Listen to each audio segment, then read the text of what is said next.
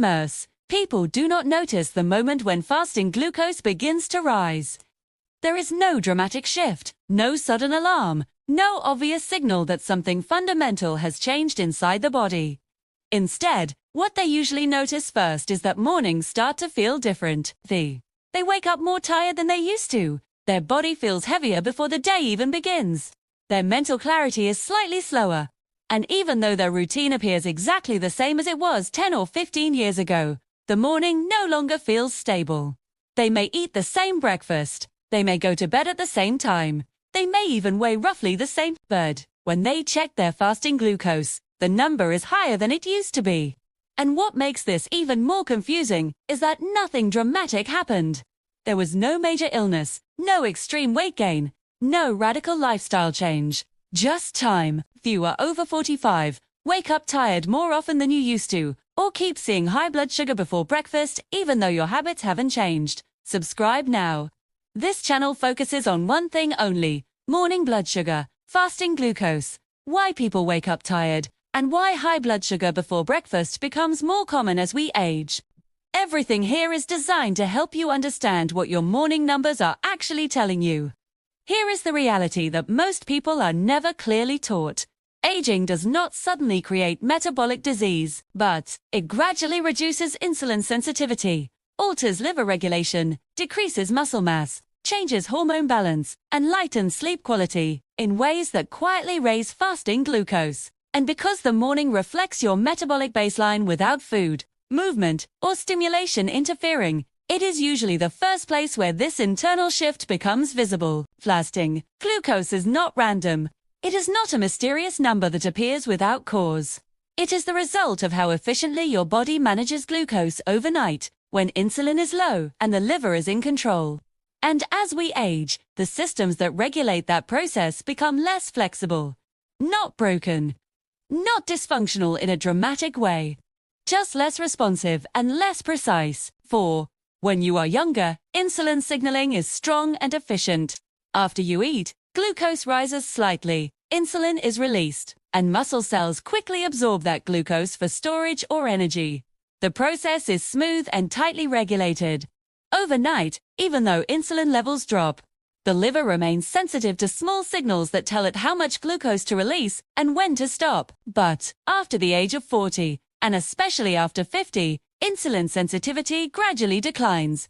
This does not mean insulin disappears. It does not mean the body suddenly stops functioning. It means that the communication between insulin and your cells becomes weaker. The same amount of insulin now produces a smaller effect.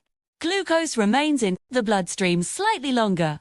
The liver becomes slightly less responsive to signals, telling it to slow down. This reduced sensitivity becomes particularly important during the night. During sleep, your liver continuously releases glucose to maintain stable energy for the brain. This process is essential. Without it, blood sugar would drop too low. When hepatic insulin resistance develops, the liver does not regulate that release as precisely as it once did. Instead of releasing a small, controlled amount of glucose, it releases more than necessary.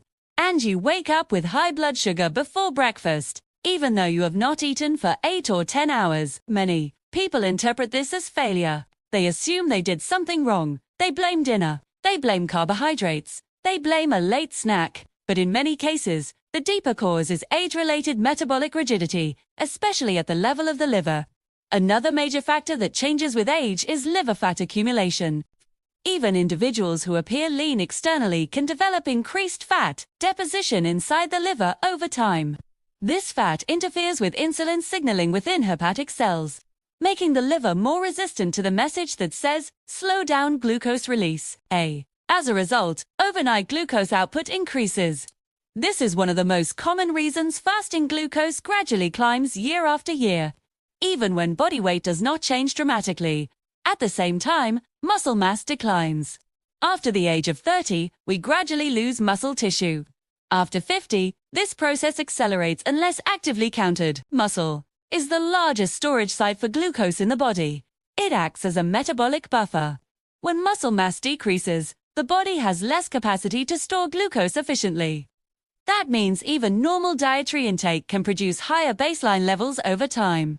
This is why many adults say I eat the same way I always did. They are telling the truth. The diet may not have changed significantly, but the body that processes that diet has changed. Less muscle means lower insulin sensitivity. Lower insulin sensitivity means higher fasting glucose.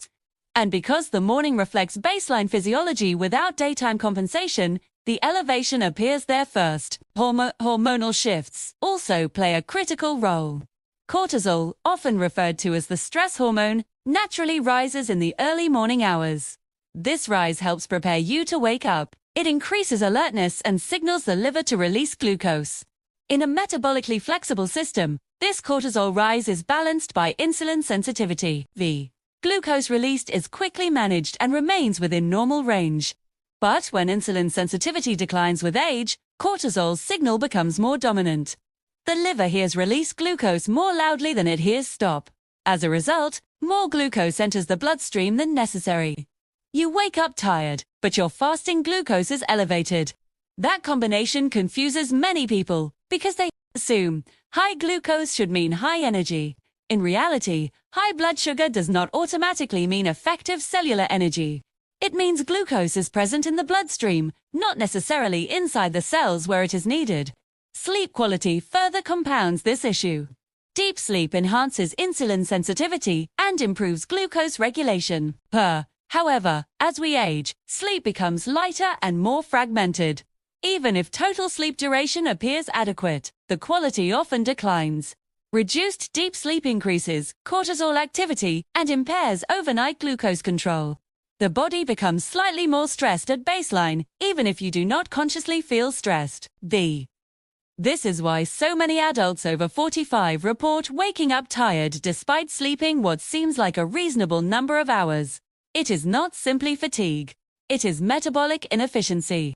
The body is waking up already slightly Another important shift involves mitochondrial efficiency. As we age, cellular energy production becomes less efficient. Mitochondria, the structures inside cells responsible for converting glucose into usable energy, decline in performance. When mitochondrial efficiency drops, cells may not utilize glucose as effectively, even when it is available. The body may respond by keeping slightly higher glucose levels in circulation as a compensatory mechanism. Over time, this compensation contributes to rising fasting glucose. All of these changes happen gradually. There is no single event, no dramatic failure. Just incremental reductions in flexibility. And that is what aging truly represents in metabolic terms. Reduced flexibility. The routine may remain identical. You may still eat similar meals, follow similar schedules, and maintain similar activity levels. But the internal machinery that regulates glucose is no longer as adaptable as it once was. That is why fasting glucose often rises slowly over years, not dramatically, just consistently. Morning blood sugar is powerful because it exposes this shift. During the day, meals stimulate insulin release. Movement increases glucose uptake into muscles. Daily activity can temporarily mask metabolic rigidity. But in the morning, before food and before movement, there is nothing to compensate. It is simply your liver, your hormones, your insulin sensitivity, and your overnight physiology. This is why fasting glucose is often the earliest warning sign. Long before A1C rises significantly. Long before overt symptoms appear. Long before diagnosis. The morning baseline begins creeping upward. The encouraging reality is that these age-related shifts are not irreversible. Muscle mass can be preserved or increased, liver fat can be reduced, sleep quality can be improved, insulin sensitivity can be enhanced through targeted lifestyle changes. But the key is recognizing that the problem is not just carbs or willpower. It is systemic metabolic adaptation over time. When people understand that aging reduces metabolic flexibility, rather than suddenly breaking metabolism, they approach the issue differently. Instead of extreme restriction, they focus on improving insulin sensitivity. Instead of chasing numbers throughout the day, they stabilize the baseline. Instead of fighting glucose after meals, they improve overnight regulation. If your fasting glucose has been rising slowly each year, if your mornings feel heavier than they used to, if you consistently wake up tired even though your routine has not changed, that is not random. It is physiology shifting with age. The earlier this shift is addressed, the easier it is to reverse. When fasting glucose is mildly elevated, interventions are far more effective than when the system has been rigid for decades. Morning blood sugar is not a verdict, it is information. It is a signal that the underlying regulatory systems need support. Many people wait until numbers are dramatically high before acting, but the true advantage lies in recognizing subtle trends. A fasting glucose that moves from 92 to 98 to 100 for over several years is telling a story. It is not yet crisis. It is adaptation trending in the wrong direction. Age changes insulin signaling, which increases liver fat risk. Age reduces muscle mass. Age alters cortisol balance. Age fragments sleep. Age reduces mitochondrial efficiency. And all of these converge in one place first: your morning blood sugar. This is why focusing on stabilizing fasting glucose is so powerful. When the morning improves, the rest of the day often follows. Energy improves. Cravings decrease. Mental clarity strengthens. Because the system is starting from a more stable baseline. If this explanation helped you understand why fasting glucose tends to get worse with age, and why high blood sugar before breakfast is not random but deeply connected to metabolic flexibility, subscribe to the channel. Everything here is focused on decoding morning blood sugar, fasting glucose, why you wake up tired, and how to prevent high blood sugar before breakfast from becoming your new normal.